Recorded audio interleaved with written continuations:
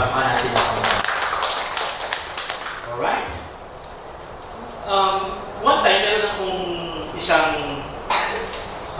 umatin ako ng isang camp. Hindi ko matandaan kung sa iba sang balin din yun. Okay, so nag-camp ako, tapos siyempre ako ang bus leader dun sa bus. Tapos nakakwentuhan ko yung bus driver. So, maya napag-usapan namin tungkol sa mga pangarap. Tapos ang tanong ko siya, sabi ko sa kanya, kaya ikaw ba, ano ba ang pangarap mo sa buhay mo nung ikaw yung bata? Sabi niya gano'n sa akin, ang pangarap ko ay makulong ako sa Muntinlupa. Magulat talaga, sabi ko, hindi na, joke mo ba yan o ano? Hindi, talaga, sabi niya, gusto ko talaga makulong sa Muntinlupa. Sabi ko, bakit naman o? Kasi nung bata ako, sabi sa akin nung kung gusto ko raw makasama at makasama ko ang mga kilala at mga sikat na tao, makulong daw dapat ako sa Muntinlupa kasi nandiyan lahat ng karamihan mga sikat na tao at kilala na tao, mga politiko, mga artista. Totoo naman, nung time na yun, nakausap ko siya, nandoon sila halusos, nandoon yung mga ibang artista na nag-drug addict, na rape. So, kumbaga, mula nung sinabi sa akin yun, ito ina, talaga pong pinangarap niya na maging makulong sa Muntinlupa. At talagang ginawa niya para makulong sa Muntinlupa, talaga nagdakaw siya, nag-hold up siya, di ba? Kaya lang problema, pagka man gano'n lang ang kaso niya, ano lang, CTJ lang siya. So hanggang one time, sabi niya, pagpilat to, hanggang CTJ lang ako, hindi ako nadadala sa Muntinlupa. So para naman talaga siya, kailangan daw pumatay siya. Pumatay siya ng tao. At napunta nga siya sa Muntinlupa. Naabot niya yung pangarap niya. Okay, nakasama nga niya sila, wala susunod sila, no? Diba? Pero eventually naman, nakalaya na siya. Yun nga, tapos, nagtapat niya na parang wala naman pala, gano'n pala yun. So, diba? Nakakalungkot, pero palang mga taong gano'ng klase na, diba, hindi mo akalain yung pangarap na gano'n. Diba? Pero still, pag tinignan mo buti, ang pangarap na yun ay motivated pa rin sa isang desire. Sa kanyang desire yun. Sa desire niya, kahit pa paano, ma-feel niya o maramdaman niya na he is someone or something. You want to be great. Kaya nga lang, mali nga lang yung lugar na gusto niyang maging kilala siya o makasama niya o mapunta siya, di ba? Because deep inside of us, we want to prove we can do great things and become somebody that people would recognize us. Tama ba ba? Actually, lahat naman tayo gusto nating, di ba, makilala tayo, di ba, na ma-recognize tayo, di ba? Sino ba naman yung bata rito na gusto niya laging makasak sa klase natin sa exam? Di ba, lahat tayo, di ba, parang gusto natin bumasa tayo sa exam natin. Tapos pag kinuha mo yung papers mo, di ba, examination paper mo, gusto mo, ba nakita mo, at least mataas. Di ba, ako naalala ko pa noon, nung nag-exam ako, lagi ako nakikipag-unahan sa pagpasa ng papel eh. Sino ito nakikipag-unahan magpasa ng papel, di ba? Ako talaga nakikipag-unahan ako. Di ba? Kasi pili ko, pag ako yung una nagpasa ng papel, pag may lahat ng classmate ko nakatingin sa akin. Di ba? Kumihilo, tapos na siya. Di ba? Pero totoo, walang sagot siya, di ba? Pero may piling tayo na natin, magbira, umusay. Tagal nyo naman, parang hirap na hirap naman kayo yan, di ba? Pero nakakalo ko, tuwing mag-check na ng mga papel, hindi ba lang ako mag-top 1? Lagi akong nakapamadali ko, lagi akong nakakalimutan hindi sagutin, sagutan. O kaya naman, namali yung aking arrangement nung, di ba, may mga bisan, yung mga arrangement, di ba? Bisan namali ako ng, napilit. Talagang, itong inang di ako nagtatapit talaga. Pero lagi ako nauuna sa pagbasa ng papel. Diba? So we want to be someone, we want to be clean. And that is one desire na alam ko lahat tayo meron tayo. Okay? Lahat tayo gusto natin gumawa ng makabuluhang bagay sa buhay natin. Diba? Kasi alam natin, deep within us, may potential ka. Sabi mo, may potential ka. Diba? Kaya hindi natin alam kung ano yun. Hindi rin natin alam kung paano natin ilalabas yun. Hindi natin alam kung paano rin natin gagawin yun. Okay? We want people to respect us. We want people to honor us. Diba? We want people to accept us and value us. That desire and inclination is actually given to us by God. Binigay ng Diyos sa atin. Totoo lang kasi nung ginawa tayo ng Diyos in the image of God, in the likeness of God. That means, He created us with greatness in our lives. Diba? Lahat tayo, meron tayong ganong klase ng instinct, may ganong klase tayo ng desire. Kung meron tayong nature na gano'n. Okay? Ang problema lang kasi along the way, di ba, na-corrupt tayo eh. Actually, ang tao, ginawa ng Diyos ang tao para, di ba, mag-function siya, di ba, at gumawa siya ng mga bagay na kaya rin gawin ng Diyos. Bagamat may limitations, di ba? Pero we are created in the image of God. That means, we are created to give glory to God, di ba? Kaya lang along the way, dahil sa kasalanan, na-corrupt yun. Okay? Nagkaroon tayo ng selfish ambition, nagkaroon tayo ng selfish desire, di ba? So, yung iba naman, nagkaroon ng fear, nagkaroon ng, di ba, nagkaroon ng doubts sa sarili niya. At tipong to the point na na-paralyze siya ng fear niya, na-paralyze siya ng insecurity niya, di ba? Na hindi tuloy natin ma-achieve yung desire na binigay sa atin. So, as why not, we believe in this one reality. 2 Timothy chapter 2, verse 20 to 21. 2 Timothy chapter 2, verse 20 to 21. Okay? Sabi niyan, in a great house, there are not only vessels of gold and silver, but also of wood and earthenware, and some for noble use, some for ignoble. If anyone purifies himself from what is ignoble, then he will be a vessel for noble use, consecrated and useful to the master of the house, ready for any good work. So, ano sinasabi dito? Kasi sa bahay daw, mayroong daw mga gamit na ano?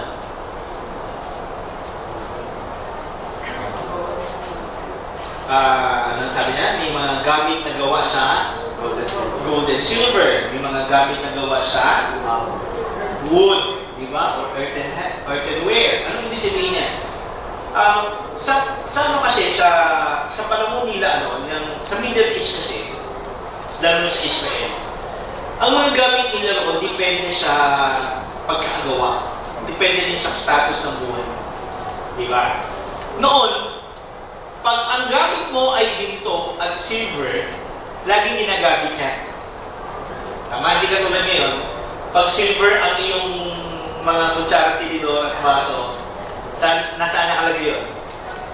Nasa cabinet. Di ba? Nakarahan mo lang yun. Pero kung ninang na ganyan, meron siya talagang kompletong set ng tinidor, kutsara, tsaka knife, tsaka yung mga lahat, as in kompleto, na silver talaga.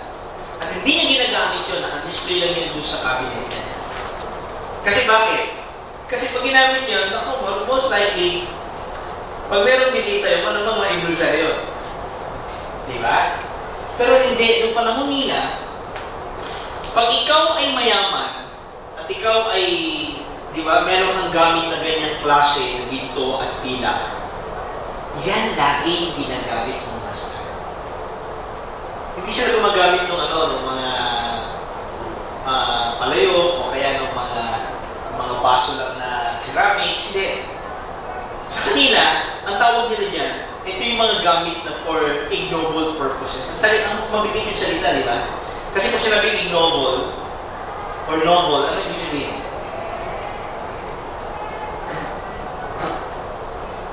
Noble tsaka ignoble. Ano yung sabihin? Kung sinabing noble, what is noble?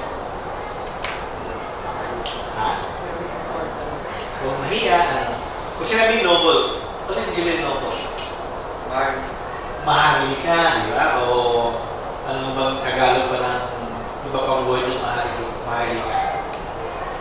Ha? Kagalang-galang, di ba? O kaya makabuluhan, di ba? O kaya makasaysayan, di ba? O kaya kumbaga may malalim na halaga, di ba? It is so important, parang gano'n, it is noble, it is something that is praiseworthy, di ba? Pag sinabing noble, it is something na, di ba, parang pwede mong ipagmalaki, pwede mong ipagyabang, or pwede mong, di ba, merong malalim na dahilan, di ba? May malalim na rason, may magandang dahilan para gamitin mo siya, di ba? That is noble. Pag sinabi naman ignoble, siyempre wala ako kwenta. Kumbaga walang kwenta, walang masyadong halaga. So pag sinabing noble, napakahalaga. Pero pag sinabing noble, medyo walang halaga. At nakakalungkot, sa isang bahay daw, mayroong mga gamit na ganyan. May mga gamit na for noble purposes, which is gold and silver. Pag gold and silver ka, you are used for noble purposes. Actually, ang salitang noble na ginamit dito is parang ano yan eh, parang inire-relate yan sa isang taong makahalikan. Kumbaga, dati, sa panahon nila, pag ikaw yung may-ari ng bahay, hindi ka pinapagamit ng mga panggamit na pang-alipin lang. Kasi noon, ang mga kahoy at mga ceramics na gamit o kaya mga lata lang na gamit, ang gumagamit na yan mga slaves. Diba? Tapos yung may-ari mismo, yung pinaka-master, yung pinaka-royal, kumbaga dun sa family, ang gamit lagi niya silver. Okay, pinakamababa niya yung silver. Kaya pag sabing noble purposes, you are used by a noble man. You are used by you are used or being used by a royal family, a royal man. So, lumalabas na ako dito. Sa isang bahay daw, pwede raw tayo maging for noble purposes or for ignoble purposes. Nandiyan ba kayo? So, lumalabas ko yun. Depende sa material na ginagamit. If you are a silver, if you are a gold, you are used for noble purposes. Pero kung ikaw ay gawa sa kahoy, di ba? If you are made out of wood, di ba?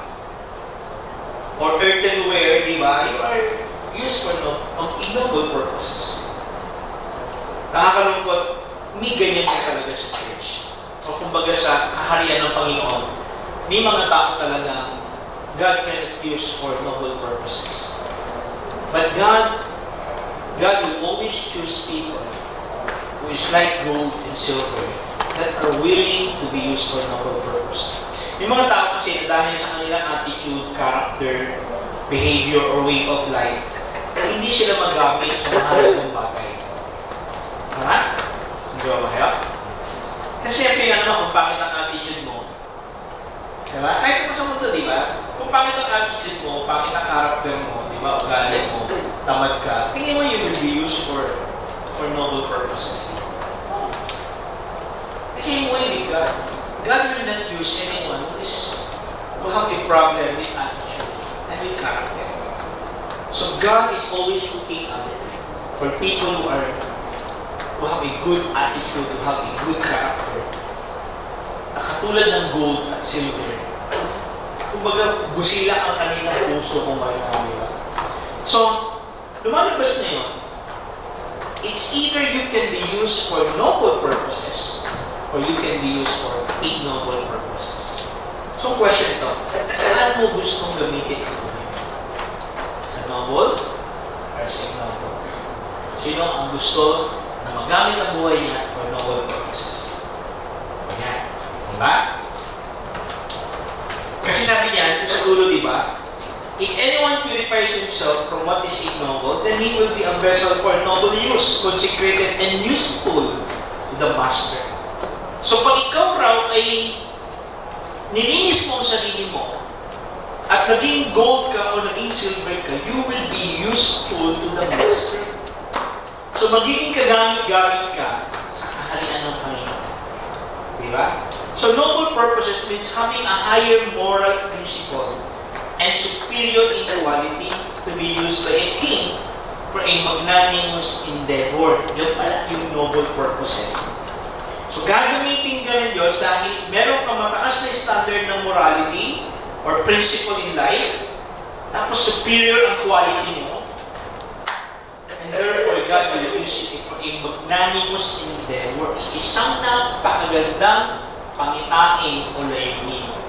Diba? Alam nyo, the good thing about us as Christian and as children of God, ang master natin si God. Tama? And if God is our master, if God is our Father, if Jesus Christ is our Lord, tingin mo ba may maliit na plano ng Diyos sa buhay? No. Di ba? Tingin mo malaki ba ang plano ng Diyos sa buhay? Yes. Kaya natandaan natin, God will never use anyone who have a bad attitude, who have a, di ba, low moral standard in life. Ang pangit ang attitude, pangit ang ugali, tapos napakapangit pa ng, di ba? So, God really wants us to be used for noble purposes. So, extraordinary ang buhay. So, dapat natin ma-realize, if you are a true Christian, if you are a true child of God, your life will become extraordinary. Hindi lang extra, kasi marami sa atin, extra lang eh. Extra rice, di ba? Kung gano'n lang kaya natin eh. Pero ang gusto nila sa atin, extraordinary. Tama? So your life itself will have a greater value. Hindi dahil pinanganak kang ni royal blood ka, kundi you are a man of wisdom, excellent in everything you do, mataas ang standard ng values sa buhay mo. Di ba? Then God will use you. You are doing beyond ordinary and your interest is doing the will of God. Tandaan niyo ito, God wants your life to be valuable and useful for Him. Gusto po ng Diyos. Alam mo, nalulungkot nga ako sa mga ibang Christian. Alam mo, di ba? Yung mga, because of their bad attitude, because of their lack of faith, because of their fear, or dahil sa dami ng excuse niya, hindi siya magaling gano'n. Kaya ako sa totoo lang, ito tandaan niyo. Kami po lahat dito, especially ako po bilang inyong senior pastor, I really want you to be useful for God.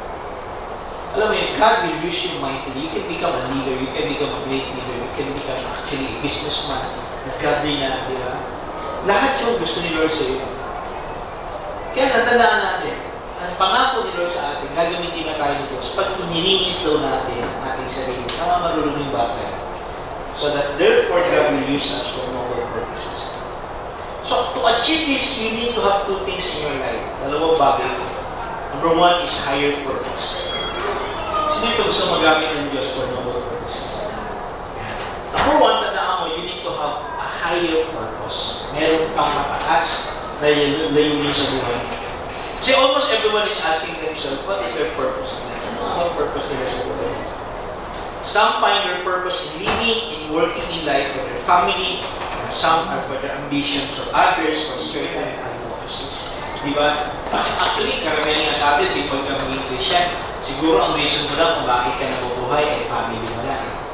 O kaya yung pangarap mo lang na magkaroon ng bahay, lupa, pagkaroon sa tamang trabaho, pwede sa pamilya ka, meron kang savings, diba? Hindi maganda naman yun. Kaya lang alam mo yun, it's so ordinary. Tama ba? At hindi lang ordinary. Actually, even hindi mo pangarapin na, if you will just work, you will have it. Kahit hindi mo pangarapin yan eh. Mag-ipasipan ka lang, mag-imatrapan ka lang. Kahit hindi mo pangarapin yan, you will eventually have that. Okay? Kaya nararamdaman ko, kung yun ang pangarap mo, napaka-ordinaryo na pangarap. Napaka-ordinaryo na layunin mo.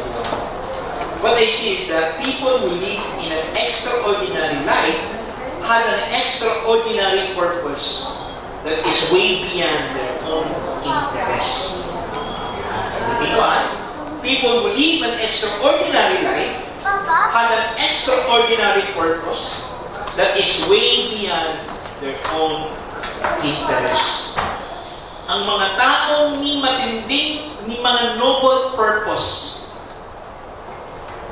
ang purpose nila ay beyond sa interest nila. Wow. Yes, no? Ano ibig sabihin nun? Pag noble yung purpose mo, higher yung purpose mo, pangarap mo na buhay, it goes beyond yourself. Hindi naman ito para sa akin. Hindi ito para sa pangarap ko, hindi ito para sa it is just contributing to the need of society or saving people. Kaya yung ginagawa natin dito, noble to eh. Ano nyo ba yan? Yung ginagawa natin pag-1-on-1, pag-disciple, pag-life, ano ba yan? That is a higher purpose. Alam nyo bakit? Ano sa akin ba? Kasi wala ka naman kita yan eh. Kikita ka ba yan? Ako, kikita ba ako? Hindi. Hindi ako kumikita dito. Nagkakataon lang, siyempre, meron akong dito sa church, pero hindi ako nagtatrabaho dito sa church. Hindi ako nag-preach para kumita. Actually, nagsimula na ang YRAC na walang pera. And for how many years, wala akong lobby. Wala akong servo. Kasi hindi naman yung habol ko yun. Habol ko is to fulfill God's purpose. At kung yan ang higher purpose mo sa buhay mo, believe me, God will use you mightily for noble purposes. Ayaw ba kaya? Yes. So you need to know, if you want to know your purpose, you need to know your identity. Sino ka nga ba? Paano ko ba ginawa ng Diyos? Ephesians chapter 2, verse 10. For we are His workmanship. Sabihin mo workmanship. Workmanship. Created in Christ Jesus for good works, which God prepared beforehand, that we should walk in them. Ang liwanag ko, ang sinabi ng Bible, you are God's workmanship. Actually, ibang translation yan sa yan ay, we are created in the image of God. Okay? So you're created by God. You are God's workmanship. Anong Tagalog? Ano ibig sabihin ng workmanship? You are His masterpiece, ibang translation. So baga ikaw ay nilikha at tinubog ng Diyos. Di ba? Para raw ano? Created in Christ Jesus for good works. So you are created by God to do good works. Okay? So hindi ka ginawa ni God para sa sarili mo. You are created by God to do something else. And that is for noble purposes, to do good works. The reason why He created us is to do good works. As our goal as YRAC is for you to know your purpose. Kaya dito sa YRAC, we always ask, ano ba plano sa inyo ng Diyos? Yeah. Kami dito may ligaw yung tanong mo ganyan. Ako may ligaw. Ano bang pinagagawa sa inyo? Ano ba plano sa inyo? Liga, ano ba tingin mong purpose nila? Kasi ano mo, ito nakita ko. Because true success is fulfilling your God-given purpose. True success is fulfilling your God-given purpose. Ang totoong success na buhay natin mga kapatid ay hindi dahil marami kang ipon na pera at marami kang nabili.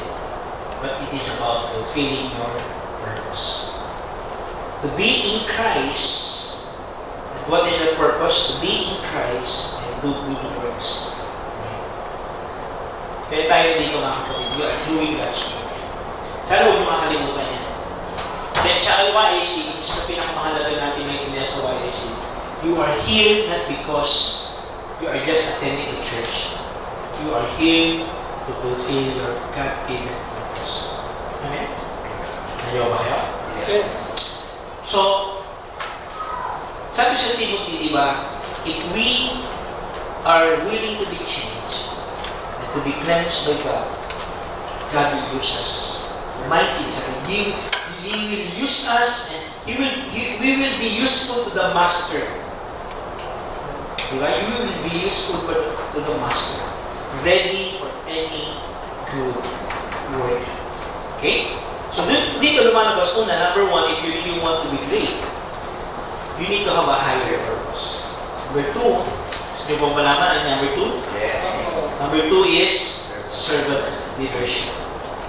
Yan. Alam mo, napakasalungat ng principle ko ng Biblia sa principle ng mundo. Servant leadership. The concept of leadership is timeless principle. Diba? Though in the secular world, the phrase servant leadership was coined by Robert K. Greenleaf. Actually, lumabas lang yan sa secular world noong 1970. At ito ang definition niya ng servant leadership. The servant leader is servant first.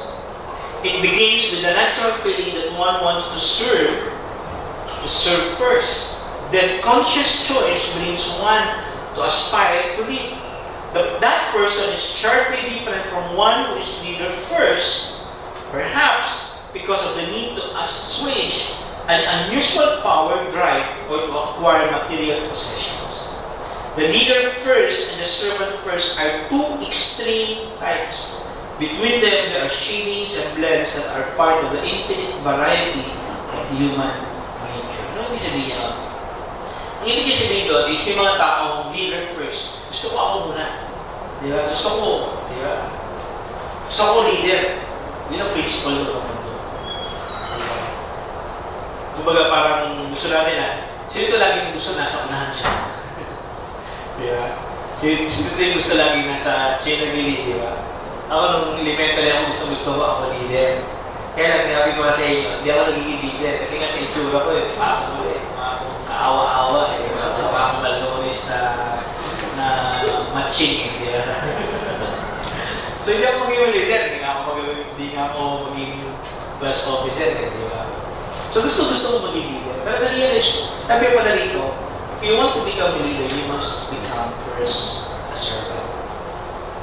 Malaki na ang pinagkaiba ng leader first o sa servant first.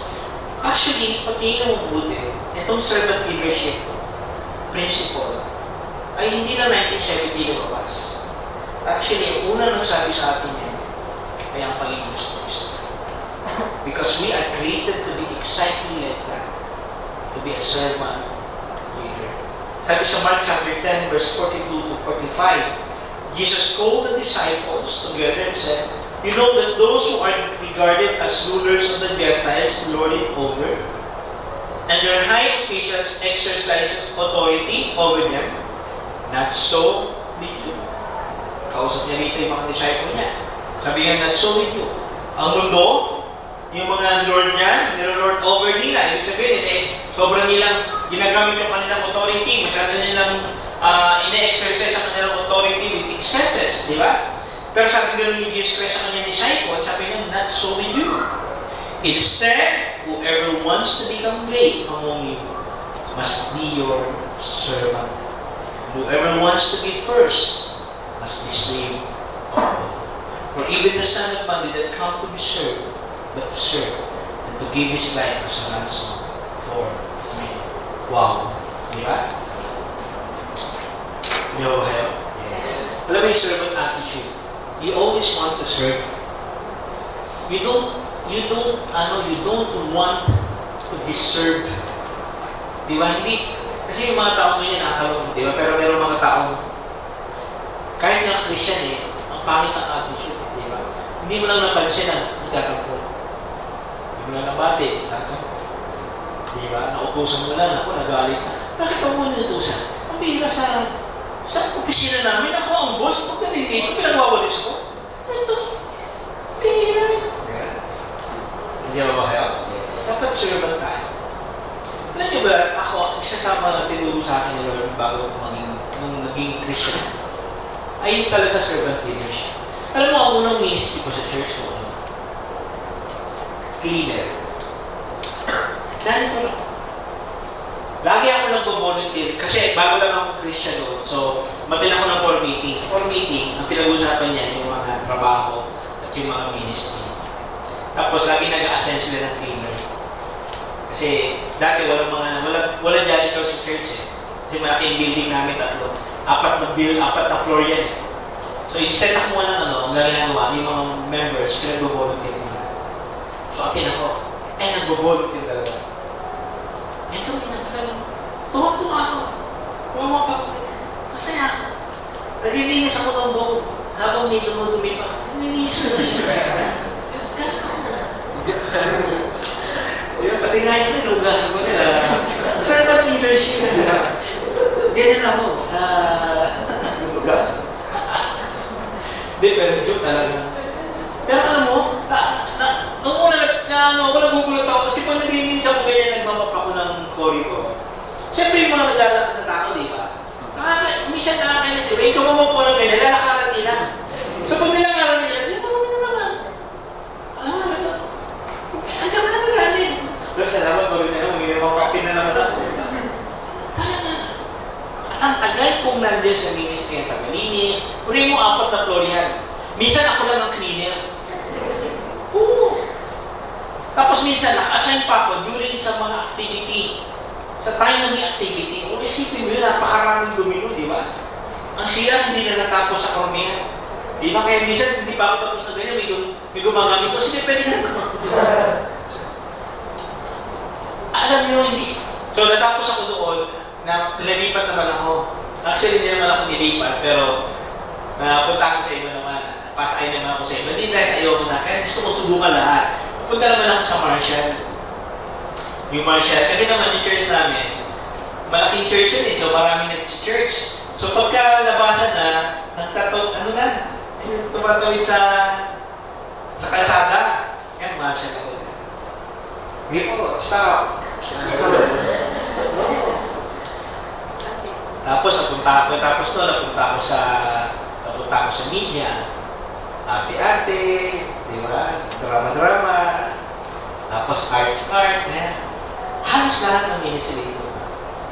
At ang sa tinuro sa amin ng aming pastor ko, sabi niya, huwag daw kami matutong mag-reklam. Lagi natin iisipin, yung ginagawa namin para hirap. Ito na. Di ba? Ngayon, pambira, marubinan, wala pa magbihis. Nakikita mo lang, malubin, wala pa tumatapos dito. Wala nang second food. Pero maway natin, di ba? Hindi na kailangan itusang magbihis at magwalis ng ating, di ba? Amen? Wala makain di ba? Mga kapatid, sana naman magkaroon tayo ng, alam mo, ang servanthood ay isang attitude. Isipin mo si Jesus Christ, di ba? The last thing he did, bago siya umalis, ang ginawa niya. Bago siya ipako, ang ginawa niya. Pinakita niya eh. Ano kasi niya yung paa? Hindi ako.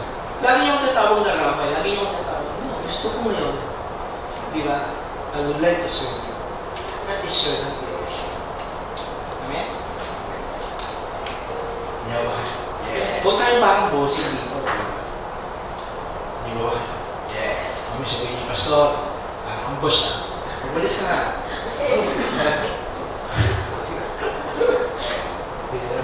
Minsan nakakatuwa pa eh, no? Nagbawalis na ako ganyan. Wala ko. Pastor, ano na? Totoo pa siya, pinanunod ako, pinipigil pa. Hindi ito kakatuwa. Hindi mo lang ulit yung walis at magwalis eh, di ba?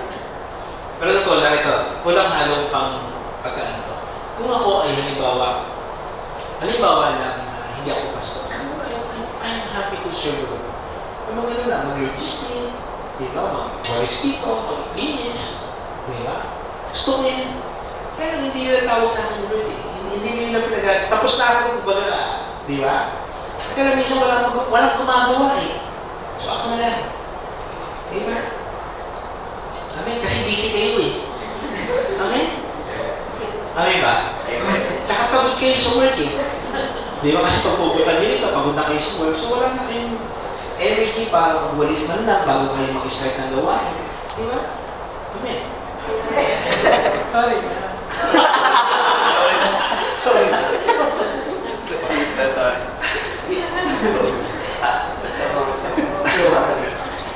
Pero ako lang mo. Kaya ako,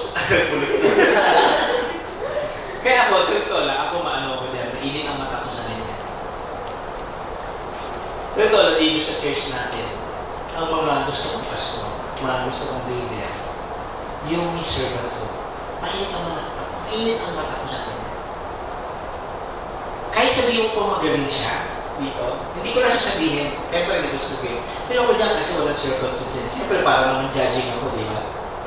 Pero mainit ang mata ko niya. Alam ko kung sino yung servant ko at alam ko rin kung wala.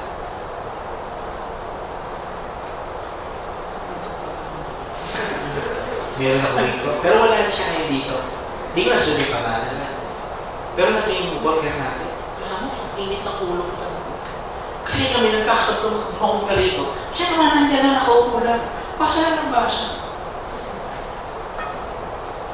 Alam mo, wala rin siya. Mainit ang ulo ko sa mga pinenta ko. Di ba? Pero huwag kayong hindi ko sabihin sa inyo mainit ang ulo ko sa Pero ang itinataas kasi ni Lord, yung mga miserable heart. Amen? Kaya dito, bago ka maging pastor, bago ka maging tinignan mo yan, hindi pwede basta dahil magaling ka lang mag-preach. Kaya minsan yung mga nagtatampo sa akin, bakit gano'n? Mas magaling pa ako mag-preach niya, bakit gano'n? Mas magaling pa ako magsalita niya, bakit siya? Ang laki gano'n. Hindi naman kasi ang issue yan. Issue.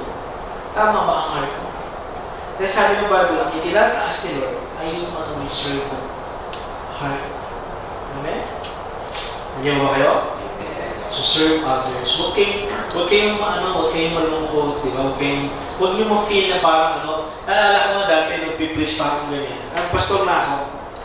Tapos bigla akong lumapit na ganyan siya. Tapos sa akin ng isang member, brother, pwede mo pakibuhat ito, pakilagay na. Ay, naku, sige po. Nagulat talaga ako na, sige po. Di ba? So, huwag tayong ma-open kung di ba? Ang problema sa atin, pag na-open ka sa ganyan, may problema ka sa atin. Pero pangaisip yan, hindi raw niya trabaho niya. Hindi ko mo trabaho mo ginis sa office. Okay. Sige, so wala ka na rin trabaho. Umalis ka na dito. Amen?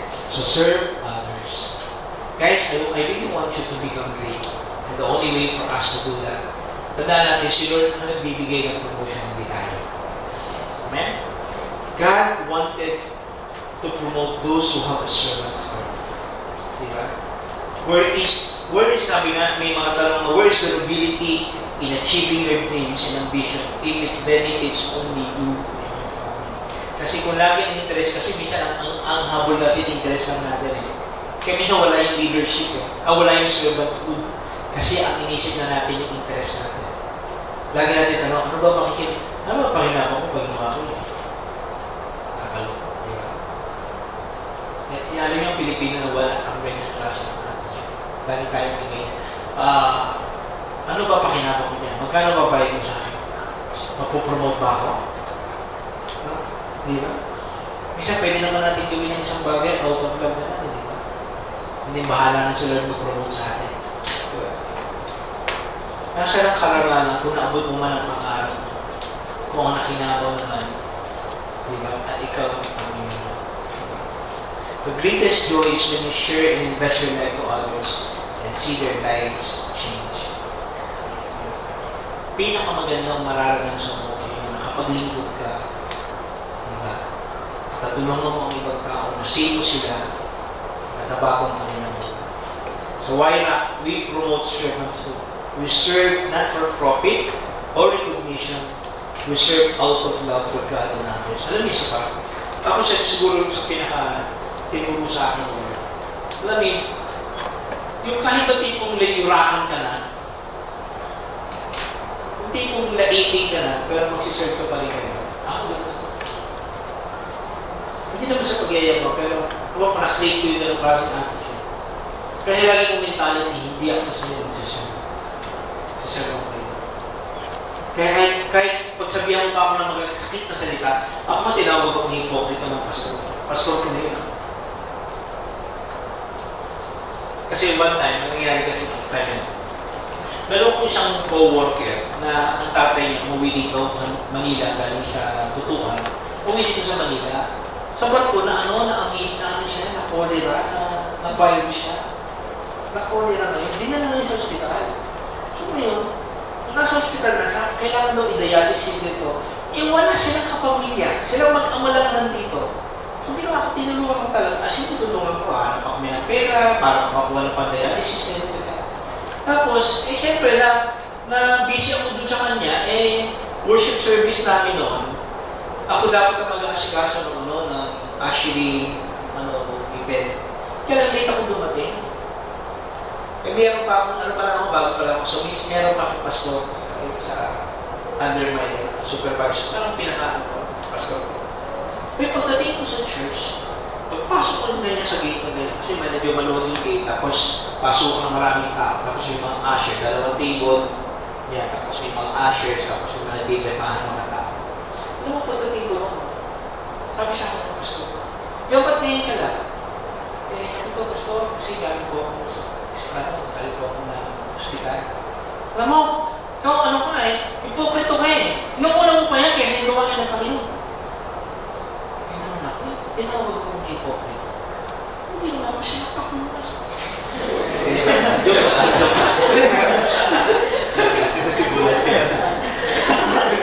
Servant to, di ba? Hindi. Actually, nagulat ako. Ang dami niya na sinabi. Paano sumisip ganyan. Alam mo, napahiya ako kasi daming tao eh. Lumupunta lang na siya. Tapos siya, iyak ako lang yung siya. Kasi puyat ako, pagod ako. Tapos tinanong pa akong incognito. Kasi naman, dumating yung pastor ko, bini sa akin, sorry sa siya. Ay, God, sorry na, hindi na ulo ko.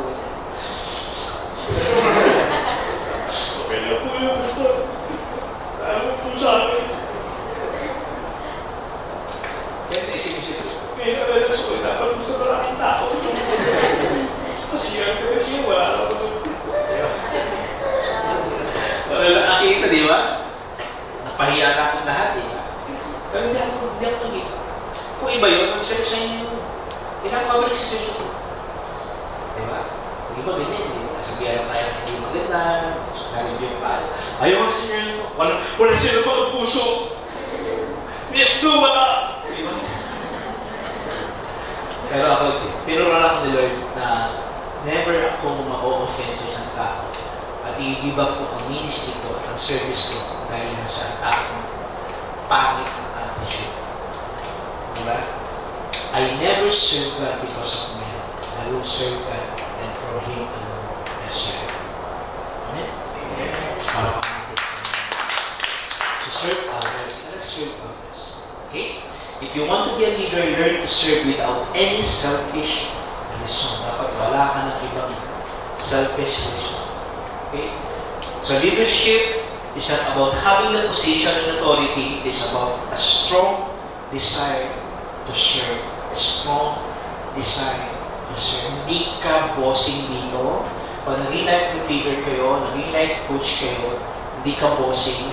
Diba? Yes, you can become a leader, but still remember you are here to serve them. Okay? Servant to this, the greatest motive of serving others and serving them.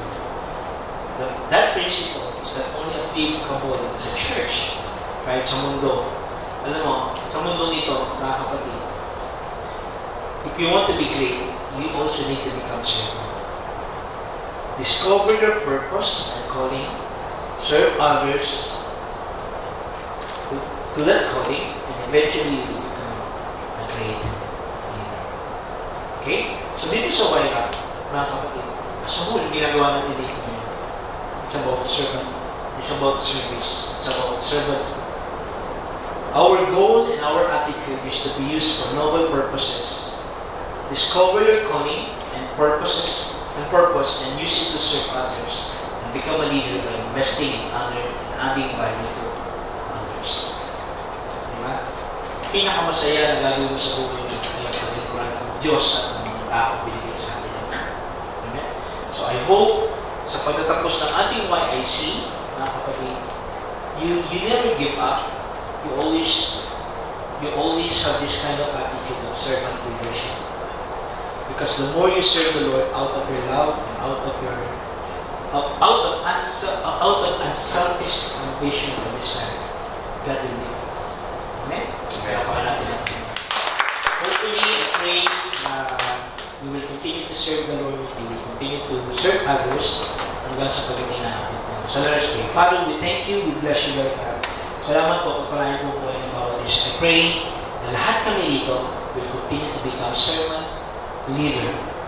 Hindi ko kami bossy, but Lord, we will serve the Lord. Yes, we become a leader, but we are a leader because we are serving the Lord. Father, we thank you. We bless you, Lord God. In Jesus' name we pray.